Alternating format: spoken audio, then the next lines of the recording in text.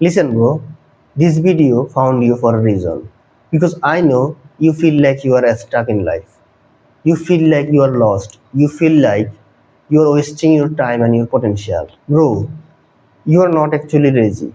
You are just distracted by the modern world, which is destroying your powerful potential that you don't even know you have. And you have to tap into that powerful potential that you have. So in this video I am going to show you a one simple but powerful format that you can use to get back on track, break the habit of the start, break your bad habit and get back on the powerful potential that you have, because your mission is very important and you cannot waste your potential and you cannot waste your time. So let's begin. So brother, let's begin with your bad habits. Because if you do not break your bad habits, we cannot tap into the potential that you have. And to break bad habits, I use a simple framework. It is called progressively deloading your biases. Before we begin, let me tell you something, my friend. Your bad habits and your biases are hindering you from tapping into your full potential because they are making you mentally foggy. They are making you unable to work 100% productively because you are wasting your potential and your energy into your bad habits and your biases. They are sapping your energy away. So we need to start by breaking your bad habits. But how do we break your bad habits? Most young men, especially the Gen Z, are addicted to weed, smoking, and porn, and of course, overuse of social media. Basically, indulgence in instant gratification. So, if you are addicted to weed or smoking, the best way to quit, in my opinion, is to go cold turkey.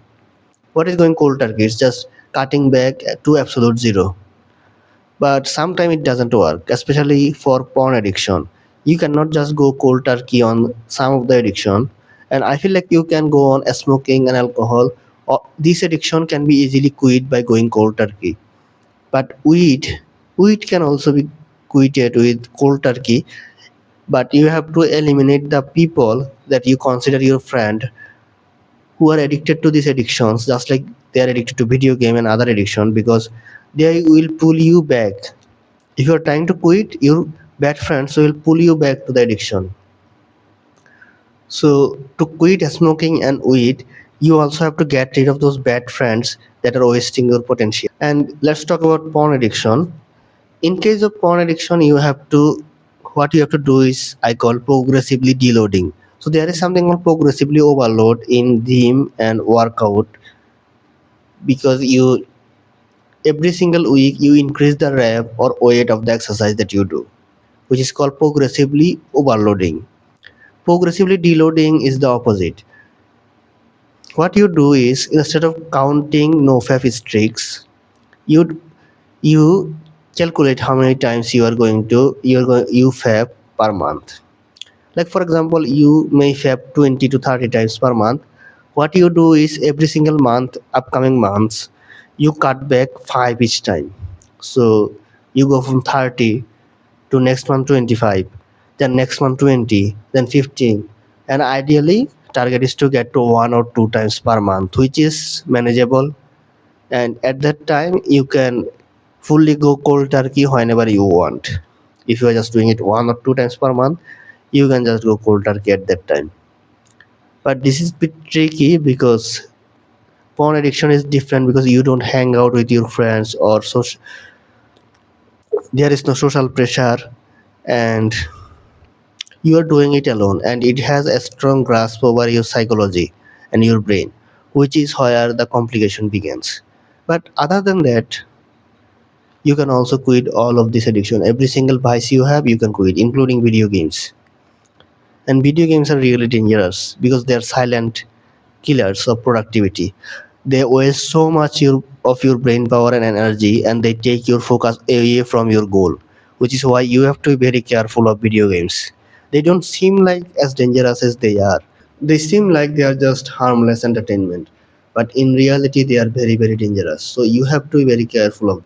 Now, after you beat your vice, The second step is to refresh your habit or add refreshing habits to your life, energizing habit basically. And the three primary and two secondary habits are energizing habits are exercise, mindfulness, and gratitude journal. This will refresh your mind and also energize you to do the work toward your goal, to progress toward your goal, which is why these are really, really powerful habits. And exercise is the foundational habit. It is the one that is going to do the most benefit for you because it makes you mentally tougher and it also makes you physically stronger as well. We all notice the physical strength and the aesthetic of the body when you work out, go to the gym, and build a sculpted body, but we rarely notice the mental benefit that it comes with, which is clarity, energizing, motivation. You feel more motivated to do the work toward your goal because you see the progress that you are achieving in your life, which makes you want to keep going, which is the most powerful thing, which is why exercise is so important. And if you really, really want to become a high ambitious, high achieving person, you have to work out, you have to exercise. Physical exercise is the no brainer, no pun intended, activity that can help you achieve whatever goal you have, because the indirect benefit of exercise is so much. You work out for 30-40 minutes and the benefit remains for next 2 to 3 days. And if you work out every single day or every 2 days, the benefit stacks up and they help you a lot. They help you in your studies, reading, staying away from vices, everything. So exercise and gym is a must. And also you have to supplement that with dieting, because exercise in and of itself isn't going to give you the best result without dieting. You have to maintain diet. But that I pair that with exercise because they are interconnected in my opinion. But many people doesn't understand that and they go to work out, exercise, and they think why am I not seeing any progress. But the thing is, you have to maintain your diet as well. You have to eat healthy and you have to eat fresh as in from the ground, or meats and foods that are healthy for you, not fast food. If you are eating fast food chicken all the day, you are not going to have the diet of carnivore diet, because they are very unhealthy for you and they are not going to give you the benefit that you want. For this reason, I would say that you have to pair exercise with food, healthy food. But exercise in and of itself isn't good enough. You have to be mindful of your surrounding, of your present moment, so that you know that what you are doing right now is helping you achieve your goal. Because if it is not helping you achieve your goal and you haven't done any productive tasks the whole day, why are you wasting your time? Why are you looking for fun activity, fun video to watch on YouTube when you have not done anything productive the whole day? You have to work and you have to put in the enough daily consistent work to achieve the goal that you want. Otherwise, you are not going to achieve anything. For that, you have to be mindful, and you have to practice 5 to 10 minutes of mindfulness every single day, which is non-negotiable every single day. And you also have to be grateful for what you already have, which is why you should do gratitude journaling. And you have to start reading book every single day. But now, how do you stack all this habit together? The easiest way to build your habit is to do them daily and consistently. That part is pretty obvious. But what you have to do to actually maintain consistency is to do the bare minimum of habit, the atomic part of the habit or the mini part of habit. You have to just do one push up to maintain your daily exercise habit. You have to just read one page per day to maintain your reading habit. You have to be mindful for at least 1 minute per day to be mindful. That's how you maintain consistency so that you don't break your streaks. But your ideal target should be to at least 30 to 40 minutes of exercise. But the bare minimum is one push up. And if you do one push up, that considers counts as exercise for the day.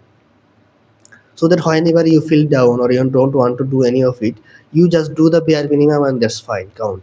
But ideally, you should maximize your reps. on all of them: exercise, mindfulness, and everything.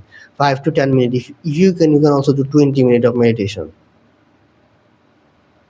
You can read a whole book in a day if you have the time, but that's maximizing.